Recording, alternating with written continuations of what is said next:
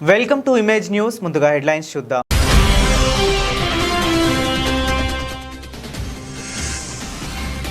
జర్నలిస్టుల సంక్షేమానికి కృషి. కొత్తపేట ఎమ్మెల్యే సత్యానందరావు ఘనంగా కొత్తపేట నియోజకవర్గ ఎలక్ట్రానిక్ మీడియా అసోసియేషన్ ప్రమాణ స్వీకారం.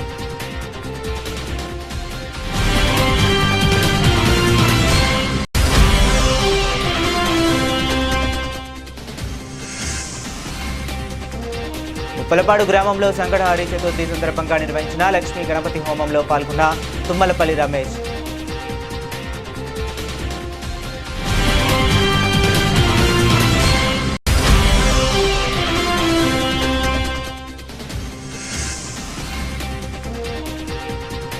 రోడ్డు ప్రమాదాల నివారణపై అడ్డు రోడ్డు నుండి నక్కపల్లి వరకు బైక్ ర్యాలీ.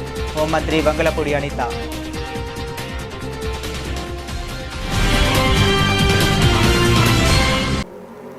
జర్నలిస్టుల సంక్షేమానికి తన వంతు కృషి సహకారం అందిస్తానని, ఐక్యంగా ముందుకు సాగాలని కొత్తపేట ఎమ్మెల్యే బండారు సత్యానందరావు అన్నారు. డాక్టర్ బిఆర్ అంబేద్కర్ కోనసీమ జిల్లా కొత్తపేట నియోజకవర్గ పరిధిలో మండల కేంద్రమైన రావులపాలెం శ్రీ కృష్ణదేవరాయ కాపు కళ్యాణ మండపంలో ది కొత్తపేట నియోజకవర్గ ఎలక్ట్రానిక్ మీడియా అసోసియేషన్ నూతన కార్యవర్గ ప్రమాణ స్వీకార కార్యక్రమం జరిగింది. రావులపాలెం తహసీల్దార్ బిఎం ముక్తేశ్వరరావు అధ్యక్షతన జరిగిన ఈ కార్యక్రమానికి ఎమ్మెల్యే సత్యానందరావు ముఖ్య అతిథిగా హాజరయ్యారు. ఈ కార్యక్రమంలో MPDO Subrahmanyam, Ravulapalem town CI M Shekar Babu, RTC depot manager YVVN Kumar, గ్రామ కార్యదర్శి ఎల్ దుర్గాప్రసాద్, నాయకులు AMC vice chairman Kanthamsetti Srinivasarao, Goud corporation director Midde Adinarayana, TDP BC cell నియోజకవర్గ అధ్యక్షుడు కాసా విజయ్ సాగర్, పల్లి కుమార్ రాజు, పెచ్చెటి చెన్నారావు, కోట వెంకటేశ్వరరావు, బొంతు రాంబాబు, అత్తిలి వెంకటేశ్వరరావు తదితరులు పాల్గొన్నారు. తెలుగుదేశం పార్టీ జిల్లా ఉపాధ్యక్షులు శ్రీ బుచ్చాల బాబ్జీ గారు, పాత్రికేయ మిత్రులు, పాలు పంచుకున్న పాత్రికేయ మిత్రులు, ఇచ్చేసిన పెద్దలు, హృదయపూర్వక నమస్కారాలు. పెద్దలందరూ మాట్లాడటం జరిగింది. ప్రధానంగా మీడియా రంగం మన రాష్ట్రానికి, దేశానికి మార్గదర్శనం రాజ్యాంగం. రాజ్యాంగం బిఆర్ అంబేద్కర్ గారి రచనా సంఘంతో ఏర్పడటం, స్వతంత్రం వచ్చిన తర్వాత రాజ్యాంగం నీడలో మనందరం ముందడుగు వేయడం, ఆ రాజ్యాంగం నీడలో శాసన కార్యనిర్వాహక న్యాయ వ్యవస్థలో పరిణి వెళ్ళే విధంగా రాజ్యాంగాన్ని గౌరవించుకుంటూ మనందరం కూడా మన ప్రజలే పాలకులుగా,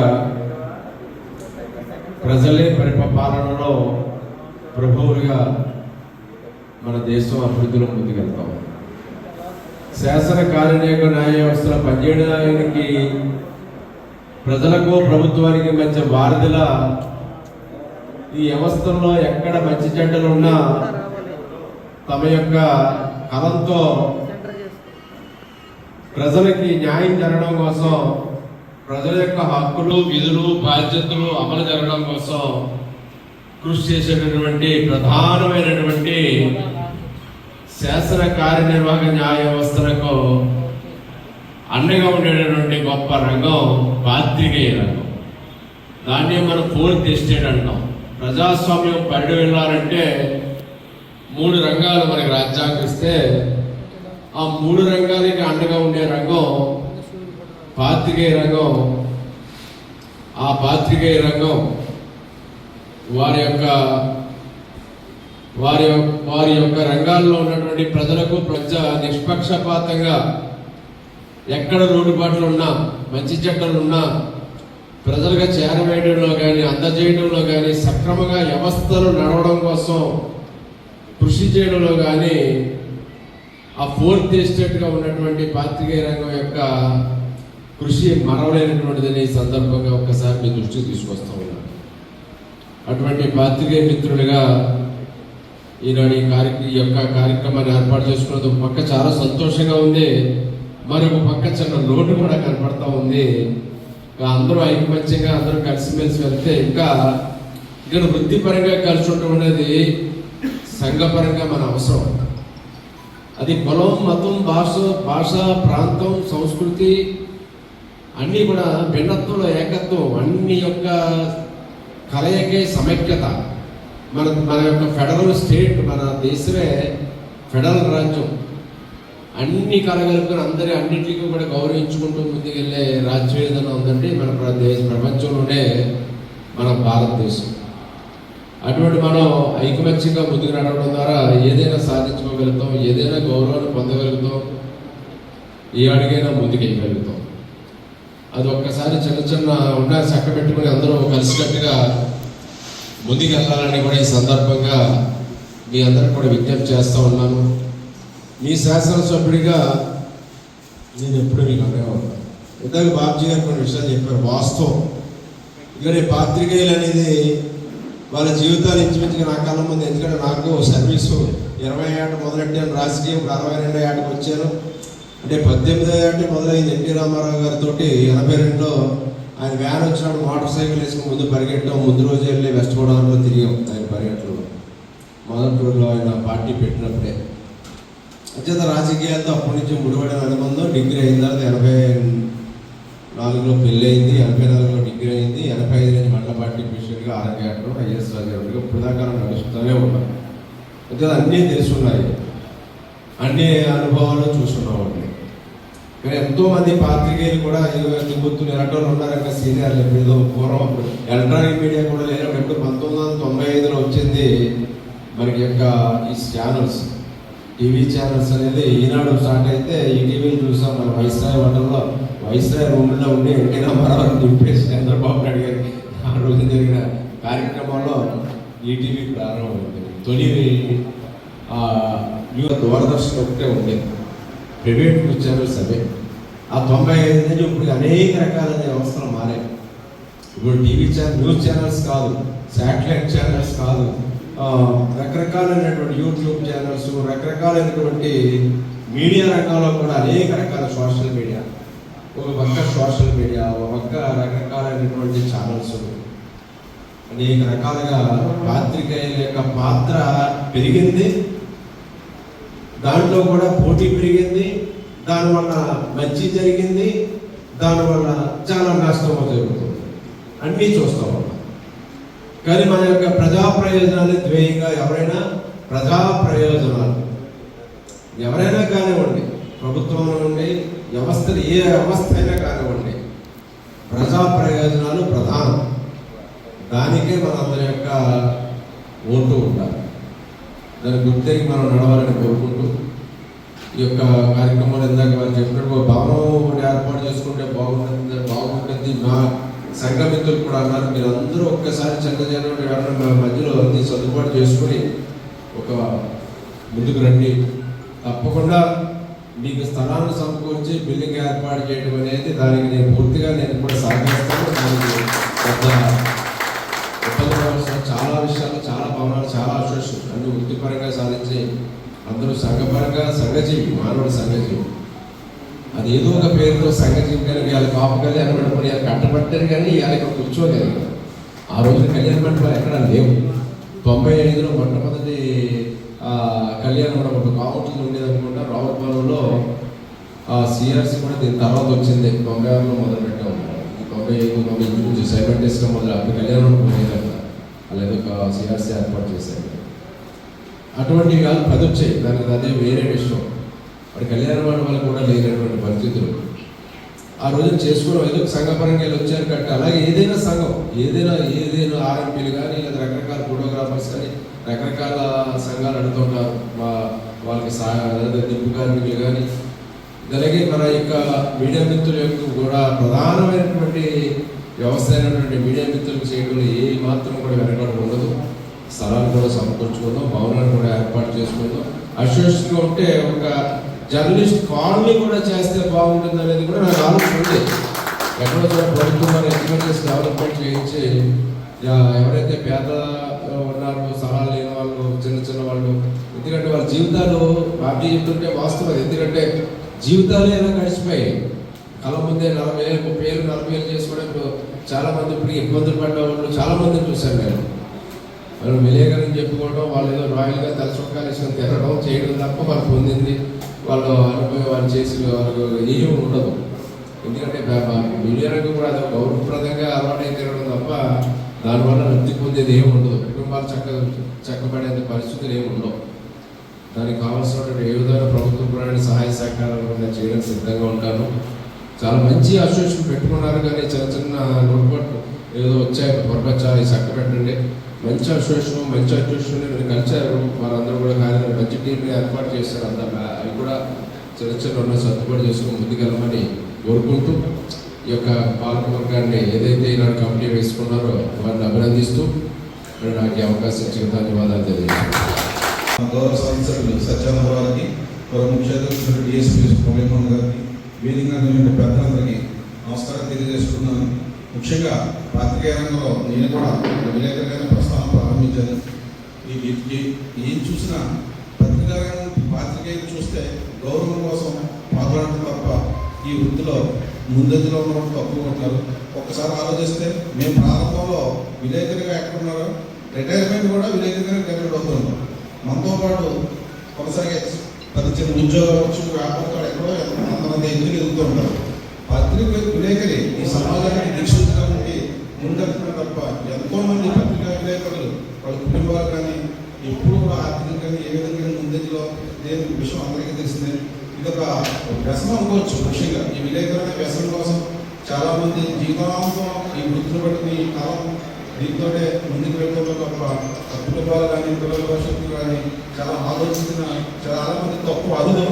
కాబట్టి పత్రికా విలేకరులు నేను చేసినప్పుడు కూడా అనుకుంటాను, వీళ్ళ జీవితాలు మన జీవితాలు నేను కూడా సభ్యులు కాబట్టి ఎప్పుడు బాగుపడతాను అనుకుంటాను. కనీసం పత్రికా రంగంలో వేల 8 సంవత్సరాలుగా ఎంతో నా తరఫు సీనియర్స్ 40,000 50,000 పనిచేసిన వాళ్ళు ఇక్కడ కూడా కనీసం వరకు ఈ నియోజకవర్గ స్థాయిలో ఒక మంది బిల్డింగ్ ఆఫీస్ కూడా కట్టుకోలేని పరిస్థితి. ఇప్పటికైనా 4 సార్లు శాసనసభ్యులు ఎన్నికైనటువంటి మన సత్యానందరావు అయినా ఆ దిశగా ఆలోచించి ఈ పత్రికా విలేకరుల సంఘానికి ఒక భవనాన్ని కనీసం కూర్చునేదానికి కూడా ఒక ప్రదేశాన్ని కల్పించాలన్న అవసరం ఉందని చెప్పి కోరుకుంటున్నాను. అదేవిధంగా పత్రికా విలేకరులకు సంబంధించి ప్రభుత్వ పరంగా చెప్తూ ఉంటారు, చాలా మంది కూడా ఇవాళ కూడా వ్యవస్థలు లేని ఉన్నారు. కానీ లేదా బస్ పాస్ రిక్రియేషన్ అది తప్ప వాళ్ళకి లభించింది కూడా ఏముండదు. కాబట్టి స్వచ్ఛత ఎన్నో కుటుంబాలు ఎన్నో రంగాలు ఎంతో మంది ఆదరిస్తారు. కనీసం ప్రభుత్వం P4 లాంటి పథకం తీసుకొచ్చి పేదరిక నిర్మాణానికి పనిచేస్తుంది. కనీసం వాటి యొక్క విలేకరుల వాడికి కనీసం ఆ దిశగా ఆలోచించి వాళ్ళ కుటుంబాలు కానీ ఆరోగ్యపరంగా కానీ వాళ్ళకి కానీ వాళ్ళకి ఒక దిక్సూచిలాగా ఒక భరోసా కల్పించాలిగా మేమంతా కోరుకుంటూ నాకు అవకాశం ఇచ్చినందుకు ధన్యవాదాలు తెలియజేస్తున్నాను. అనకాపల్లి జిల్లా పాయకరావుపేట నియోజకవర్గంలో హోంమంత్రి వంగలపూడి అనిత పర్యటించారు. రోడ్డు ప్రమాదాల నివారణపై అడ్డు రోడ్డు నుండి నక్కపల్లి వరకు బైక్ ర్యాలీ నిర్వహించారు. స్వయంగా బైక్ ర్యాలీలో హోంమంత్రి వంగలపూడి అనిత పాల్గొన్నారు. సురక్షిత రోడ్లు సురక్షిత జీవితం అంటూ హెల్మెట్లతో పెద్ద ఎత్తున ర్యాలీ జరిగింది. హెల్మెట్ ధరించండి, సురక్షితంగా ప్రయాణించండి అంటూ నినాదాలు చేశారు. వాహనదారులకు హెల్మెట్ పంపిణీ చేశారు. ఈ సందర్భంగా ఆమె మాట్లాడుతూ 2 లక్షల రూపాయల విలువగల బైక్ను నడుపుతున్నారు కానీ హెల్మెట్ను ధరించడం లేదన్నారు. ద్విచక్ర వాహనం నడిపే ప్రతి ఒక్కరూ ఖచ్చితంగా హెల్మెట్ను ధరించాలని సూచించారు. ప్రాణం చాలా ముఖ్యం, ప్రాణం కన్నా ఏది ఎక్కువ కాదన్నారు. పాయకరావుపేట నియోజకవర్గంలో ఒక నెలలోనే చాలా రోడ్డు ప్రమాదాలు జరిగాయని గుర్తు చేశారు. పెట్రోల్ బంక్ వద్ద హెల్మెట్ లేకుండా వస్తే పెట్రోల్ కొట్టవద్దని బంక్ నిర్వాహకులకు సూచించారు. ఈ రోడ్డు ప్రమాదాల నివారణ గురించి పోలీస్ డిపార్ట్మెంట్ అదేవిధంగా ప్రజాప్రతినిధులు అందరూ కూడా సంయుక్తంగా ఒక హెల్మెట్ అవేర్నెస్ కార్యక్రమానికి శ్రీకారం చుట్టడం జరిగింది. దురదృష్టవశాత్తు హెల్మెట్లు లేకపోవటం వల్ల ఈ నెలలో సుమారుగా పాయకరావుపేట ఒక నియోజకవర్గంలోనే దగ్గర 15 నుంచి 18 మంది లిటరలీ ఇప్పుడు మృత్యువాత పడడం జరిగింది. దీన్ని దృష్టిలో పెట్టుకుని ఎట్టి పరిస్థితులను ఫర్దర్ గా జరగకూడదు. At the same time helmet ని కూడా కంపల్సరీ చేయాలనే ఉద్దేశంతో ఈరోజు పాయకరావుపేట నియోజకవర్గంలో కంపల్సరీగా బైక్ రైడర్స్ ఎవరైతే ఉన్నారో వాళ్ళందరూ కూడా రైడ్ అంటే డ్రైవింగ్ చేసే వాళ్ళు వెనకాతలు కూర్చునే వాళ్ళు కూడా కంపల్సరీగా హెల్మెట్ పెట్టుకోవాలి ఒక నిబంధనని ఈ రోజు మేము అందరం కూడా తీసుకోవడం జరిగింది.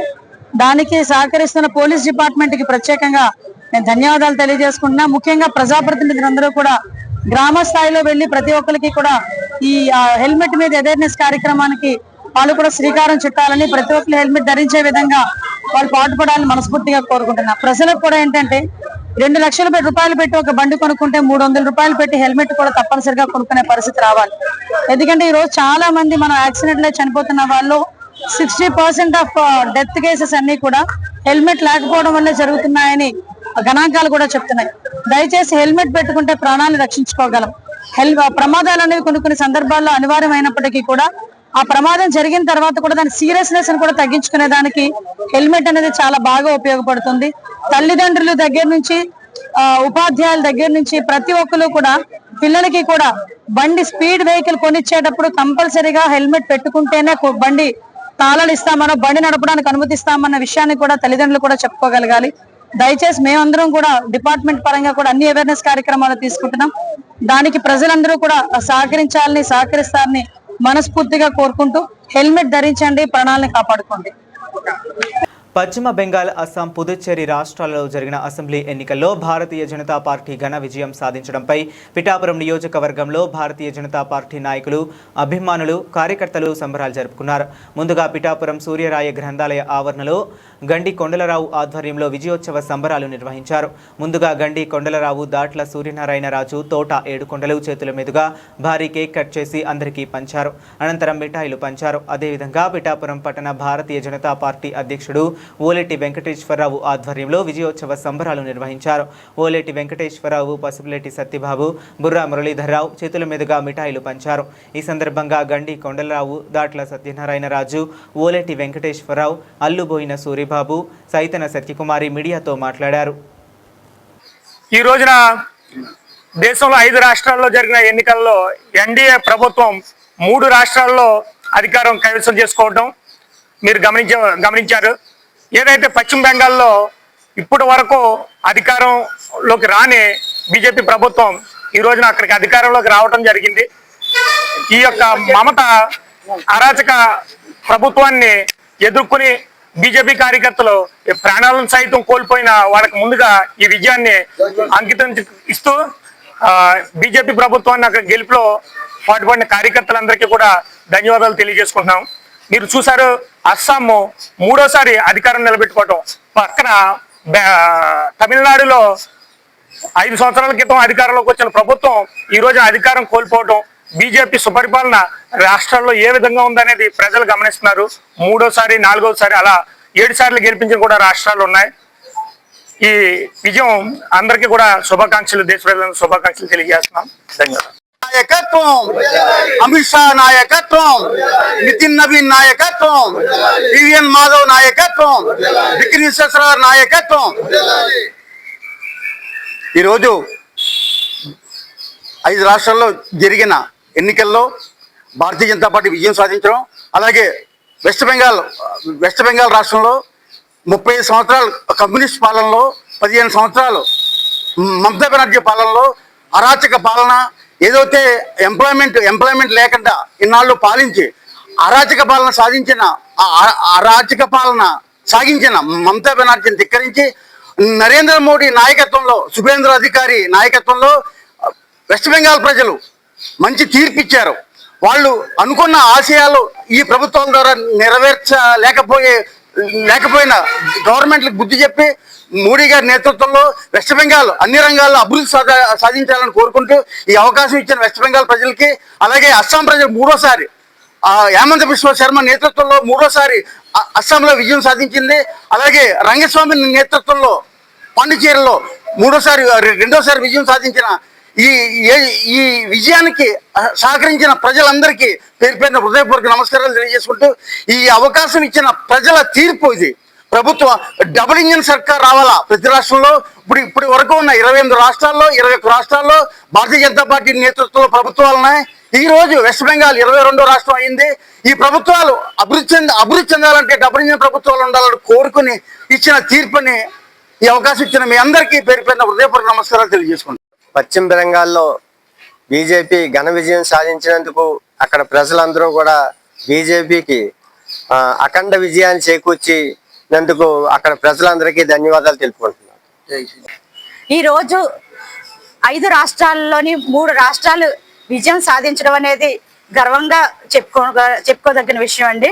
అయితే పశ్చిమ బెంగాల్ అనేది మన శ్యామ్ ప్రసాద్ ముఖర్జీ గారు పుట్టిన నేల. ఆయన జనసంఘలోని వ్యవస్థాపకులు. అలాంటి నేల మీద ఈ రోజున పశ్చిమ బెంగాల్లో ఘన విజయం సాధించడం అనేది మేము చాలా గర్వంగా చెప్పుకుంటూ ఈ విజయోత్సవాలు జరుపుకుంటున్నామండి. భారత్ మాతాకి నరేంద్ర మోడీ గారి నాయకత్వం. ఈ మధ్య కాలంలో జరిగిన 5 రాష్ట్రాల ఎన్నికలలో భారతీయ జనతా పార్టీ 2 రాష్ట్రాల్లో పూర్తి మెజార్టీతోనూ, మరొక రాష్ట్రంలో ఎన్డీఏ భాగస్వామ్యంతో విజయోత్సవాలు 3 రాష్ట్రాల్లోనూ జరుపుకోవడం జరుగుతుంది. అయితే ఈ విజయోత్సవాన్ని పిఠాపురం పట్టణ అధ్యక్షులుగా పిఠాపురం టౌన్లో నుంచి మేమందరూ విజయోత్సవాలు జరుపుకుంటూ కార్యక్రమాలు చేసుకున్నాము. భారత్ మాతాకి జై. నరేంద్ర మోడీ నాయకత్వం వర్ధిల్లాలి. నరేంద్ర మోడీ నాయకత్వం. కాకినాడ ఆర్డీఓ మల్లిబాబు జర్నలిస్టులపై చేసిన వ్యాఖ్యలకు నిరసనగా పిఠాపురం నియోజకవర్గ ప్రింట్ అండ్ ఎలక్ట్రానిక్ మీడియా ప్రతినిధులు పిఠాపురంలో నిరసన చేపట్టారు. పిఠాపురం పట్టణం పాడా కార్యాలయం వద్ద జర్నలిస్టులపై జరుగుతున్న దాడులపై, అదేవిధంగా ఆర్డీఓ చేసిన వ్యాఖ్యలపై జర్నలిస్టులు తీవ్రంగా ఖండించారు. అనంతరం పాడా పిడి శివరామ ప్రసాద్కు వినతి పత్రాన్ని అందజేశారు. ఈ సందర్భంగా జర్నలిస్టు సరిదే నాగేశ్వరరావు మీడియాతో మాట్లాడారు. ఈ కార్యక్రమంలో పేపకాయల ప్రభాకర్, కనకరాజు పల్లవరాజు, నాగు బుక్క శ్రీనివాస్, ఏ వీరబాబు రమణ, గణేష్, గీసల లోవరాజు, ప్రసాద్, మణికంఠ, బేత సుబ్రహ్మణ్యం, సునీల్, వెంకటేష్, సురేష్, కిషోర్, శివ, చిన్నబాబు, ప్రకాష్, నాగ సురేష్, రఘు, చిన్న తదితరులు పాల్గొన్నారు.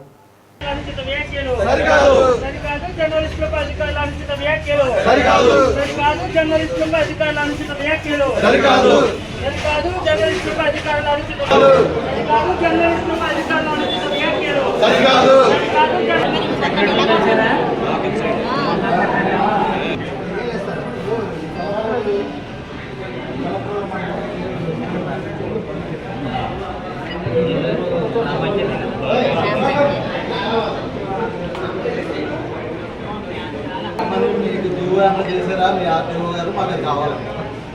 అక్కడ ఆక్రమం లేకపోతే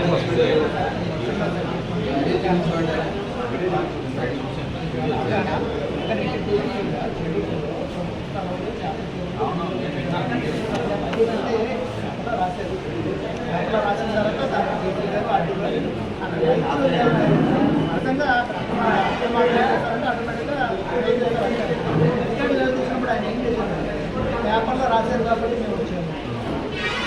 అది ఏమంటే పేపర్లో అడగండి, అది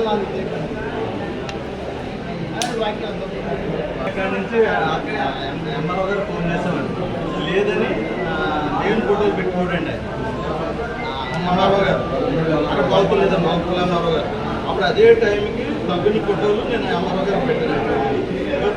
సేమ్ టైం సేమ్ ఇది.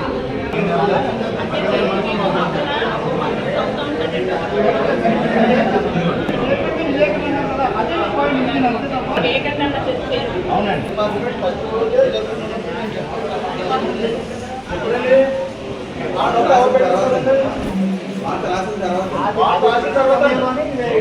మీకు ఇంటిమేట్ చేస్తే విఆర్ఓ ఏదో చెప్పాడు, విఆర్ఓ ఏదో చెప్పాడు, లేదా రామరావు ఏదో చెప్పాడు, మీకు నిర్లక్ష్యమైంది. అక్కడ చెరువులు వేసేసారండి. అక్కడ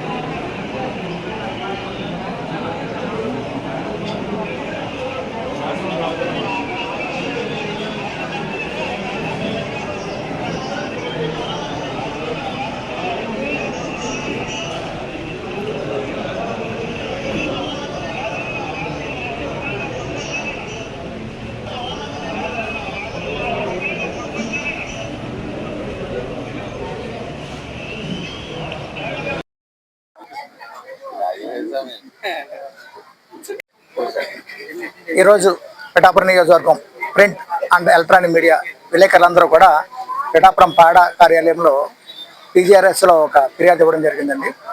గొల్లప్రోలు మండలం చందుర్తిలో ఈ మధ్య చెరువు అక్రమ తవ్వకాల విషయంలో వార్తలు రాసినందుకు గాను జరిగిన వివాదంలో ఆర్డీఓ గారు, కాకినాడ ఆర్డీఓ గారు అన్నట్టు మల్లిబాబు గారు చేసిన వ్యాఖ్యల పట్ల నిరసన వ్యక్తం చేయడం కోసం చెప్పేసి ఈరోజు పీజీఆర్ఎస్ రావడం జరిగింది. ఆర్డీఓ గారి వ్యాఖ్యలు అయితే మాత్రం పూర్తిగా ఈ పత్రికా స్వేచ్ఛకి, జర్నలిస్టుల యొక్క రక్షణకి విఘాతం కలిగించే విధంగా ఉన్నాయి. ఆయన ఏమంటారంటే విలేకరులని నిలదీయండి, 4 తగలనివ్వండి, కొట్టండి అని చెప్పేసి అక్రమార్కుల్ని, ఆక్రమణదారులని ఆయన ప్రోత్సహిస్తున్నారు. ఇది ఎట్టి పరిస్థితుల్లోనూ కూడా ఆమోదయోగ్యం కాదు. ఇది ప్రజాస్వామ్యానికి విరుద్ధమైనటువంటి వ్యాఖ్యలైన ఆయన సీనియర్ రెవెన్యూ అధికారి ఉండి కూడా ఇటువంటి వ్యాఖ్యలు పత్రికా విలేకరుల పట్ల చేయడం అనేది చాలా విచారకరం. ఈ విషయం మీద మేము పాడా పీడీ గారికి ఫిర్యాదు చేయడం జరిగింది. తద్వారా మా జిల్లా కేంద్రంలో జిల్లా కలెక్టర్ గారికి కూడా ఫిర్యాదు ఇవ్వడానికి సమాయత్తం అవుతున్నాము. ఇవాళ విలేకరులు అనే వాళ్ళు గ్రామాల్లో ప్రతి మారుమూలలో కూడా వెళ్ళి వార్తల సేకరణ చేయడం అనేది ఒక విధి విధానాల్లో ఉంది. అలాంటప్పుడు ఎక్కడ పడితే అక్కడ విలేకరులను పట్టుకోండి, కొట్టండి, తనండి అంటే ఎంతవరకు సమంజసం అని చెప్పేసి అని రెవెన్యూ అధికారులని కోరుతున్నాం. దయచేసి ఇలాంటి వైఖరిని విలేకరుల పట్ల మానుకోవాలని మా జర్నలిస్టుల తరఫున విజ్ఞప్తి చేస్తున్నాం. కాకినాడ జిల్లా జగ్గంపేట నియోజకవర్గం గండేపల్లి మండలం ఉప్పలపాడు గ్రామంలోని శ్రీ లక్ష్మీ గణపతి ఆలయంలో సంకటహర చతుర్థి సందర్భంగా లక్ష్మీ గణపతి హోమం ఘనంగా నిర్వహించబడింది. ఈ హోమ కార్యక్రమంలో సత్యదేవ నర్సరీ అధినేత పుల్ల పెద్ద సత్యనారాయణ దంపతులు పీట్లపై కూర్చొని ప్రత్యేక పూజలు నిర్వహించారు. ఈ కార్యక్రమానికి జగ్గంపేట జనసేన పార్టీ ఇన్ఛార్జ్ తుమ్మలపల్లి రమేష్ హాజరై శ్రీ లక్ష్మీ గణపతి స్వామి వారిని దర్శించుకుని ప్రత్యేక పూజల్లో పాల్గొన్నారు. ఈ సందర్భంగా ఆయన ప్రజల శ్రేయస్సు, నియోజకవర్గ అభివృద్ధి కోసం ప్రత్యేక పూజలు చేశారు. ఈ కార్యక్రమంలో మేడిబోయిన శ్రీను బ్రదర్స్, పుల్ల ఆంజనేయులు, పుల్ల చిన్న సత్యనారాయణ, పుల్ల రామకృష్ణ, పుల్ల వీర్రాజు, చెక్కపల్లి వీర వెంకట్రావు, చెక్కపల్లి బాలరాజు, అంకం ఓంకృష్ణ, దాడి మణికంఠ, కాయల మణికంఠ, పాలెం బాబి, గోకెడ పండు, స్థానిక నాయకులు, కార్యకర్తలు, భక్తులు పాల్గొన్నారు.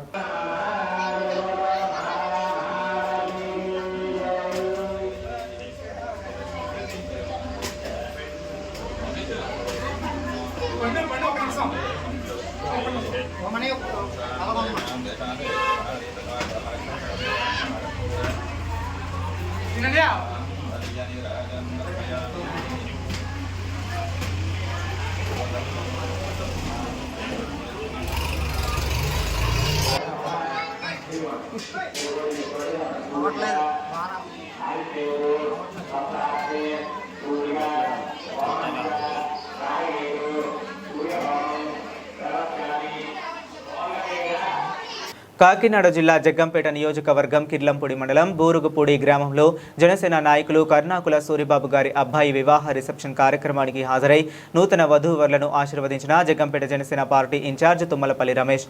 ఈ కార్యక్రమంలో పాటంశెట్టి రమేష్, పాటంశెట్టి రవి, మిరియాల శ్రీను, ముడే దుర్గాబాబు, రేవూరి శ్రీను, కొలమూరి బుజ్జి, వంశీ తదితరులు పాల్గొన్నారు. బులెటిన్ ముగించే ముందు మరొకసారి హెడ్లైన్స్ చూద్దాం.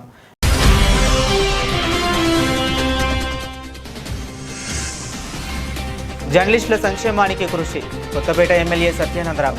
ఘనంగా కొత్తపేట నియోజకవర్గ ఎలక్ట్రానిక్ మీడియా అసోసియేషన్ ప్రమాణ స్వీకారం.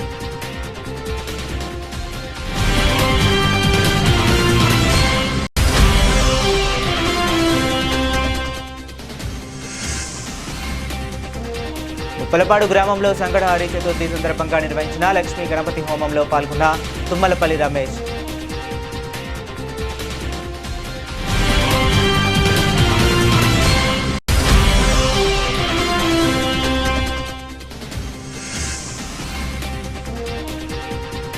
రోడ్డు ప్రమాదాల నివారణపై అడ్డు రోడ్డు నుండి నక్కపల్లి వరకు బైక్ ర్యాలీ. హోంమంత్రి వంగలపూడి అనిత.